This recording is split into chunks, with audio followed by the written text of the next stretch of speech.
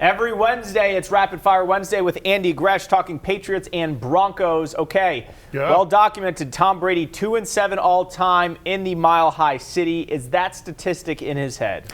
No, I don't think so at all. It's relative to the football team he walks in with each and every year. So, no, I think it motivates him, but I don't think it's in his head to where it's going to cause him to throw one the other way. Prior to the year, this is the game we all circled on the calendar. Defending Super Bowl champs, AFC Championship rematch.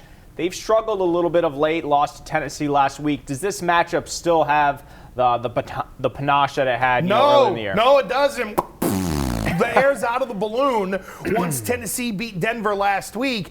Now Denver's a long shot to get into the playoffs. I mean, they're not going to win their division unless everything breaks their way. So, no, this isn't as sexy a matchup. All right, the game in January, a lot of different things going on from then till now. No Peyton Manning, no Rob Gronkowski. That being said, what can we learn from the AFC Championship game the Patriots can apply? Stay out of long third down and distances because the back end of the secondary is built to deal with those situations, and they've got a pass rush. But you can run all over them, and that's what I expect the Patriots to mix in.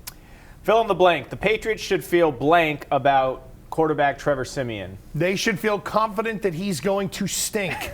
That's how they should feel about Trevor Siemian. And they're going to try to move him around in the pocket, and there's nothing worse than a young quarterback trying to make throws off balance. Today, Tom Brady compared Von Miller to Lawrence Taylor, probably Bill Belichick's favorite player ever. What does that tell you about the kind of respect he has for Miller? Well, it goes to show that regardless of the guy across from him, he really isn't a single block type guy. You've got to run backs at him. You got to chip him with tight ends. You got to slide some help, whether it's the center or an uncovered guard. He arguably is the best individual one-on-one pass rusher in the league. Back to Monday, big win over the Ravens. We haven't discussed that. Coming off the 3 wins over some subpar teams, how big of a statement was that for the Pats? I think it was big, in part because the mistakes that were made are not going to be recurring mistakes. You're not expecting a punt returner and a kick returner to, do what they did. Now, let's remember, the colder the temperature, with the way the footballs are prepared, those things are going to be slippery. So everybody has got to make the adjustment.